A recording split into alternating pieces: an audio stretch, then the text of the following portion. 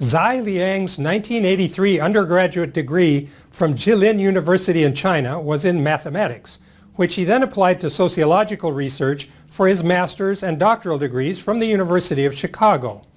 After completing his PhD in 1992, he spent a couple of years as a postdoctoral fellow at Brown University before joining the sociology faculty of Queens College in the City University of New York.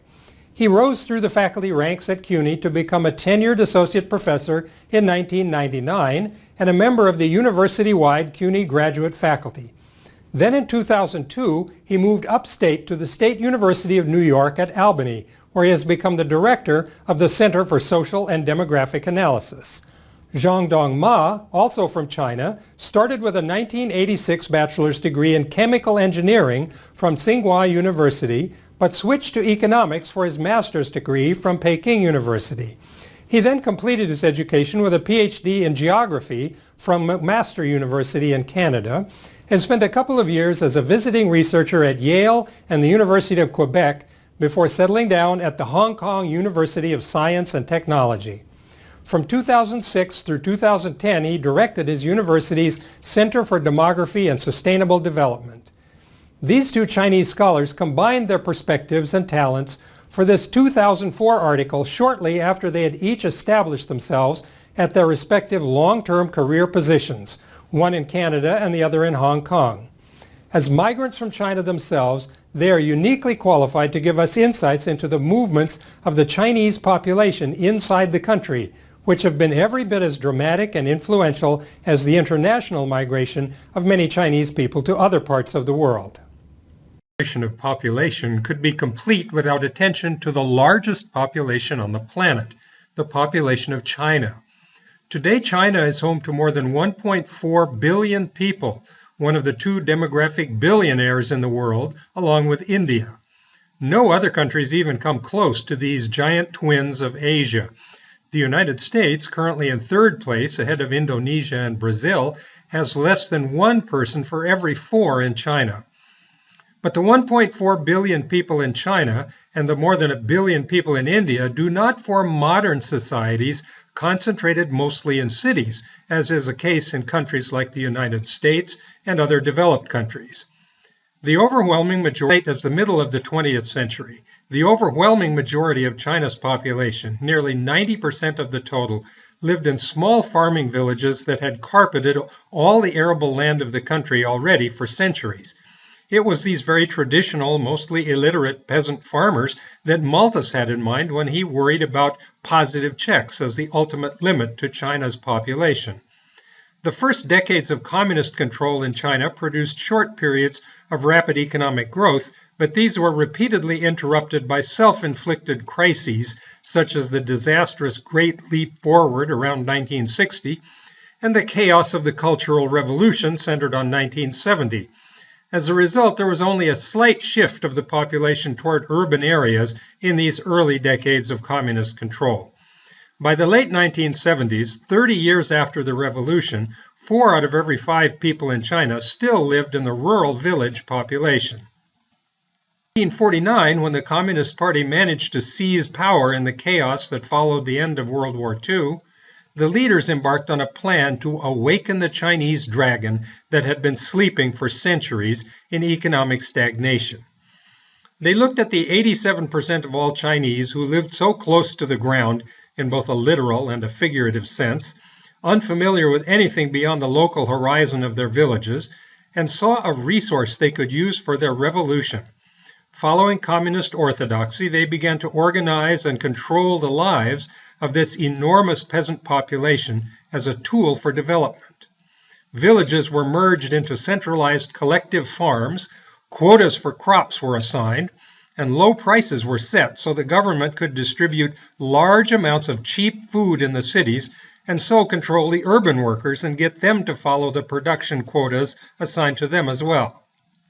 Once the destructive turmoil of the early communist decades finally faded away and party leaders began to introduce more practical economic policies after the death of Chairman Mao and the purge of his most radical followers, the Chinese economy finally began to sputter to life and produce a rising material standard of living. However, this rising standard of living could be experienced almost exclusively in the largest cities, mostly along the eastern coast of the country. It has been a hallmark of all centrally planned communist economies that growth and its benefits have concentrated chiefly in the central locations where the central planners themselves live and work. This should hardly come as a surprise to anyone. Of course, if life begins to improve dramatically in the big cities, everybody would like to go to these cities. Everybody in China wanted to move on up to the east side of the country to a deluxe apartment in the sky. Everybody wanted to finally get a piece of the pie. But if several 100 million people spontaneously cashed in their chips in all the little farming villages covering the face of China, and all got on trains for the big city, obviously the result would be disaster for everybody. So this kind of spontaneous movement could not be allowed by the communist leaders. Somehow all those peasants had to be kept in the countryside and not allowed to move to town. The mechanism they established to prevent such a flood of urbanization did manage to stem the flow of migrants to a remarkable degree, even though the share urban in China's population did keep creeping upward at an accelerating rate. Even by the start of the new 21st century, the communist leaders in China had managed to keep over 50% of the entire population in rural areas. By comparison, the rural share of the 2000 population was less than 10% in Japan, about 10% in the United States, and between 10 and 20% in Brazil, Germany, or Mexico. The mechanism used to keep over half the people in China in the countryside was called the hukou. The origins of the hukou system go all the way back to the Chinese Baojia tradition of population registration, dating from the 11th century, when Viking raiders were still ravaging England and the First Crusade started out from Europe toward Jerusalem. Each bao consisted of 10 jias, and each jia consisted of 10 households. Local leaders are responsible for keeping order and collecting taxes for the distant and weak imperial government. When the communist leaders got hold of the reins of power in the country, they seized upon this ancient hukou tradition and revised it based on the Soviet system requiring every citizen to carry an internal passport. The government was no longer either weak or distant. Its party cadres arrived in every town and village, establishing the new documentation of the population required in order to harness and control the people for its own ends. A key feature of the new version of the hukou personal document was that it identified the place where you were supposed to live. Since the government now owned and controlled all the factories where people worked and the land where the crops were grown and everything produced on that land and in those factories, they could use this information to give out or to withhold nearly everything that people needed in their lives. In the first 2 or 3 decades of communist control, you had to show your hukou to get just about everything. Access to food, housing, medical care, education, other consumer goods like clothing, and pretty much everything else was only available to you in the community where your hukou said you were supposed to live.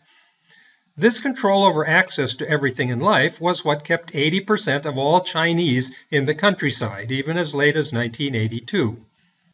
But eventually the Chinese economic engine began to gain horsepower and momentum, and the pace of economic expansion in the cities continued to accelerate. Not only did the gap in living standards between urban and rural areas become downright embarrassing to the communist authorities, but the demand for more urban labor began to rise as the birth rate fell and natural increase of the urban population no longer could meet the needs of the economy. The conservative government officials could not bring themselves to dissolve the hukou system, but a growing private sector in the Chinese economy meant that the government no longer controlled all the levers that motivated people. You might not be able to get a government job in a big city, known as state-owned enterprises or SOEs, without an official change of your hukou status, but you could get a job in the private sector, which at first meant personal service or other work paid for by private individuals, but gradually has grown to include work for new private companies started by Chinese entrepreneurs, and more recently also jobs in firms started by international corporations operating inside China. You could become, in effect, an illegal immigrant inside your own country, moving to the city and living in a place where you had no official permission to live. These illegal internal migrants are what Liang and Ma call the floating population of China. And by the time of the 2000 census, there were nearly 79 million of these floating migrants living in the wrong places, usually in China's biggest cities. This sounds like a lot of people, right? 79 million is more than the entire population of France or Italy. But actually, it doesn't amount to much in a population of over 1 billion people. At the time of the 2000 census, this population of 79 million floating migrants added up to only about 6% of the total population of the country. The article by Liang and Ma can be a little confusing in some respects. For example, in Table 1, the total number of floating migrants, that is, those without the right hukou documents for where they live, was about 78.8 million at the bottom of column 3. At the same time, columns 6 and 7 of the same table show both floating and legal migrants, putting the people without a proper hukou in column 6 and those with the right official permissions in column 7. And these two figures add up to almost the same total, in this case just over 79 million. This is just a coincidence in the figures, however. The 58.8 million floating migrants at the bottom of column 6 refer only to people who moved within the last 5 years before the 2000 census, not to all the floating migrants in the country. This means that about 20 million floating migrants had moved to wherever they were living in the years prior to 1995. Clearly, the number of these illegal internal migrants inside their own country was increasing faster and faster in the years leading up to the 2000 census of China. The 78.8 million floating migrants in 2000 show up again at the bottom of Table 2 a few pages later, contrasting with the 21.6 million such floating migrants that were counted earlier in the 1990 census. This means that the number of floating migrants in the country more than tripled in the 10 years between these census counts, an increase that by itself is larger than the populations of most countries in the world. As specified in the title of the table, these are inter-county floating migrants, sorted out in Table 2 according to provinces of China. The share of these inter-county migrants who moved longer distances, crossing provincial as well as county boundaries, also doubled from about 1/4 of these floating migrants in 1990 to more than half of all floating migrants counted in 2000. You can think of the provinces of China like the states in the United States, except of course that there are fewer than 50 of these Chinese provinces, and that each one of them can have more people than most countries in the world. Within such provinces, the counties that Liang and Ma are talking about in the title of the table are smaller sub-areas within the provinces, again much like counties in the United States. This study looks mainly at people who have at least crossed county lines in order to be counted as a migrant. For intra-provincial, think moving from Ocala, Florida to Miami, and for interprovincial, think moving from Ocala to Atlanta or Houston instead. Then, just in case you were able to follow everything that they said about their first two tables, Liang and Ma throw a new section of their article and a third table at you, this time including everyone in China who was living someplace that didn't match their hukou status. This includes both the inter-county migrants and the people who had just shifted around within their local counties. The 78.8 million floating migrants from the first two tables show up in just the top 2 rows of Table 3. And another 65 million or so local floating migrants occupy the next 3 rows for a total of over 144 million people living someplace without official permission. This is greater than the population of Germany or Japan or even Russia, and they're all illegal migrants inside their own country. It might be interesting to dissect this much larger total of illegal migrants inside China, but the human mind can only tolerate so much confusion, and all the rest of this entire article is devoted only to the 78.8 million inter-county migrants. So we'll just take note of all these locally illegal people for now, and move on with our look at the inter-county migrants.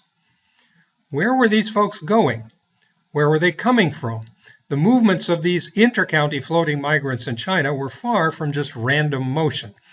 If we boil down Table 2 to the major regions of China shown there, instead of all the individual provinces, we can see that the great majority of all floating migrants ended up along the coast of the country. Liang and Ma even quote a common saying in China related to this general direction of population movement. The peacock flies to the east and south. By comparison, we can see that hardly anybody moves to the west in China without permission. This could be because anybody who wants to move out west among the sparsely settled ethnic minorities in those empty regions will get the government's blessing and an instant hukou that could be a subject for future research. Few people also want to move to the extreme northeast of the country into Manchuria, right next to the border with North Korea, and I can't say I blame them in that case either. About 10% of all floating migrants have ended up in the north region. This mainly reflects people moving to Beijing to be where the action is in the national capital. But nearly 3 out of every 4 floating migrants lives in the peacock regions close to Hong Kong, Shanghai, and the other major centers of commerce and manufacturing in China. Since China's economy continues to depend heavily on export-oriented industries, virtually all of these dynamic commercial centers are right along the coast. Although Liang and Ma don't say much about it, the south-central coastal region is also the area from which most Chinese take off to migrate out of the country, such as migrants going to live in the United States or Canada. But international migration is not part of this study. We're concerned here with the shift from rural to urban locations. The maps included in the article by Liang and Ma do a great job of displaying a very large amount of information about the floating migrant phenomenon. Like the tables, however, these maps can get a bit confusing when you try to keep track of both the little columns or pie charts in each province and also the background shading of each province, which means something different from those little shapes. To clarify this dense combination of different facts, here you'll find 2 similar maps of China, this time from slightly more recent research that looks at the period from 2000 through 2005. These maps show us that the trends illustrated by Liang and Ma continued virtually unchanged in more recent years. As the total share urban in China rose from 36% of the population in 2000 to 50% by 2010, the interior agricultural provinces of the country continued to export a lot of population. The heaviest outmigration poured out of Sichuan province in the west of the country bordering Tibet, but the entire inland region of the country, what we would call the heartland of the Mississippi Valley in the United States, saw continued massive outmigration to other provinces. Interestingly, both coastal provinces Jiangsu in the north and Guangdong in the south also saw substantial outmigration, but this does not mean that these people were moving back further inland into the country. We can see this if we consider the mirror image of the map showing where people were leaving. If we look instead at where they were arriving, we see that all the coastal provinces of China from Jiangsu southward gained massive numbers of in-migrants. The people leaving Jiangsu and Guangdong were probably moving back and forth between different coastal provinces. There's also a map in the appendix of the article by Liang and Ma that shows the GNP per capita figures for wealth and income in different provinces. And it looks almost exactly like this map of where the migrants were going. This raises another very important question about the motivations of people for moving around within China, particularly for people who were taking big chances with their future by moving to a whole new setting even without official permission.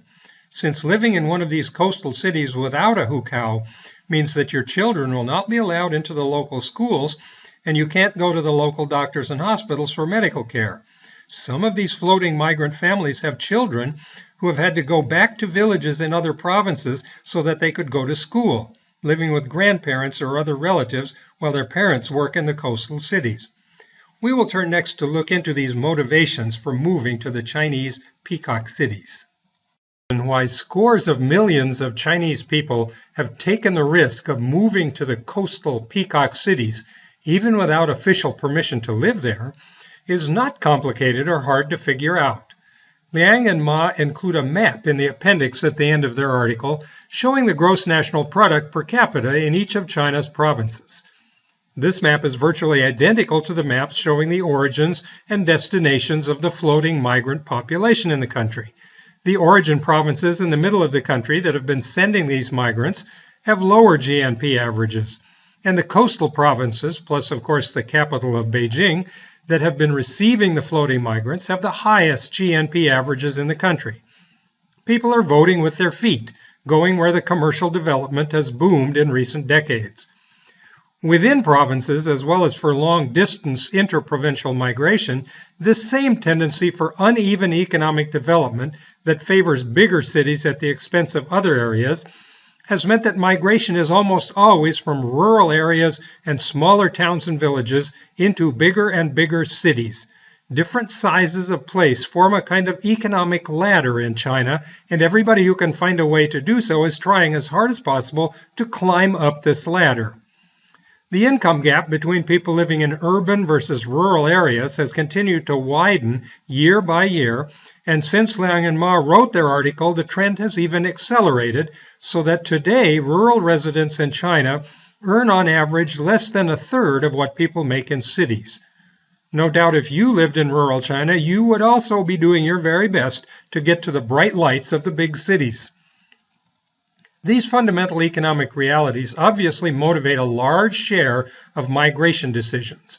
The power of economic differentials combined with personal aspirations always play a powerful role in explaining population movements in every society. In China, there are a number of other explanations for migration, and some of them can be quite unexpected and unique to the Chinese situation. All migrants identified in the 2000 census of China as having moved within the last 5 years leading up to the census date, including both legal migrants with hukou documents and illegal floating migrants without new hukou, were asked some additional questions, including a question about why they had moved. As we might expect, jobs were a major category of people's responses. As we also might expect, the floating migrants who mentioned jobs as the reason for moving were more likely to specify that they had sought out and arranged these jobs on their own, while the legal migrants with new hukous were more likely to specify that they had moved to take a job that had been pre-arranged for them. But the biggest single category of responses was not jobs. The biggest share of migrants, both legal and floating, answered that they had moved to be with family. This could be parents moving to be closer to their adult children, who might have moved to cities earlier and now could afford a place for their aging parents. It could be young people going to live with other relatives who could put them up for a while, giving them a chance to go to school or seek their fortunes in the cities. There are many possible ways that people can use family connections, especially in a culture like that of China, where the extended kinship group continues to play a prominent role in life to this day. Another important reason for moving in China, as in many countries, is to pursue advanced education. Most people don't live next door to a top university and must relocate, sometimes over long distances, to complete higher academic degrees needed for their careers. In China, there's another more striking and perhaps mysterious reason given for being a migrant. This is listed in the table in Liang and Ma's article simply as demolition. That single word covers a dramatic and uniquely Chinese fact of life. True to its tendency to develop grandiose centralized plans for development, the communist government there has embarked on a wide range of incredibly ambitious development construction projects in the last few decades. These range from high-speed railway lines to whole new cities built up from the ground in the middle of nowhere, from highways and canals and power lines to the largest construction project on Earth, the Three Gorges Dam. Like the Great Wall of China, this is one of those man-made artifacts that can actually be seen from space by the astronauts orbiting in the International Space Station. It is the biggest dam in the world and the largest power station in the world, generating scores of billions of kilowatts of electricity. It will end the centuries of devastating floods that used to inundate the lower reaches of the Yangtze River, killing many people, but also depositing the alluvial silt that has made its valley the breadbasket of China. It will fill up hundreds of miles of upriver canyons, and in the process will drown 13 former cities and thousands of villages and towns. All the people who used to live in these cities and villages and towns, along with other masses of population pushed aside for countless new railroad lines and other construction projects all over the country, are simply informed by the government that their houses will be blown up and demolished by a certain date, and given a new address where they have to move and take up residence. If you go where the government tells you to go after they blow up your old house, you get a proper hukou. But of course, the government rarely tells these people to go to Shanghai or the other leading commercial cities. They would rather have you go to one of the new cities they're trying to invent in the middle of nowhere, or to some other destination where you might be useful in taking the place of other people who've already floated off to those new top cities. If you don't follow the government's advice and go where you're told, you become a floating migrant. 3/4 of all the migrants who moved between 1995 and 2000 ended up as floating migrants, and only 1/4 were legal migrants who went to the destinations where they could get an official new hukou document. The floating migrants continue to form a systematically disadvantaged, disenfranchised social class within Chinese society. For example, if we compare the educational attainment of the floating migrants with other migrants who went where they were told and received hukou documents as legal residents, as shown in Figure 2 in Liang and Ma's article, we see a sharp difference between them, at least among people who have moved across county lines. Most of these legal migrants have some higher education, whereas the great majority of the floating migrants are concentrated at the lowest educational levels. They can't do anything about this once they move and become floating migrants either, because neither they nor their children in the future can attend the local schools. This problem only appears for the long-distance inter-county migrants. For the people who only moved around within their own counties, that is, the extra 65 million people mentioned in Table 3, but mostly left out of this article, we don't see any difference in educational distribution based on hukou status.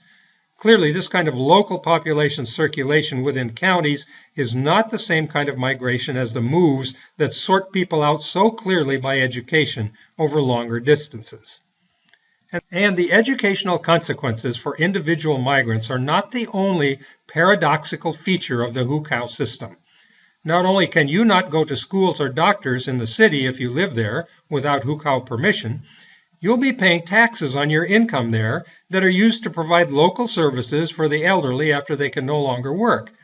But when you get old and can no longer work, you have to go back to your village or wherever you came from and look for benefits and services there.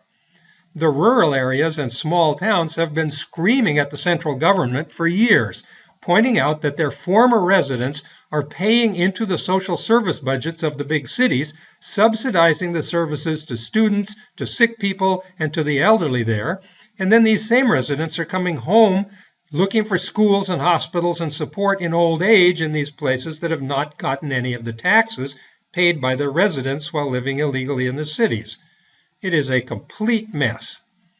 In recent years, China has been expanding the number of hukou approvals for some cities in order to try to remedy a growing shortage of workers. But in the top cities like Beijing and Shanghai, hukous are actually getting harder to find. The problem of old age pensions has led the government to begin thinking about creative solutions, like portable individual pension accounts that could follow floating migrants who pay into them in cities and then collect from them when they go home again. But in general, the hukou system continues to survive and to artificially restrict population movements inside China. Like everything else in a supposedly planned communist society, inequality and social stratification today are carefully planned and enforced by the government, and the hukou plays a central role in this official support of unequal life chances.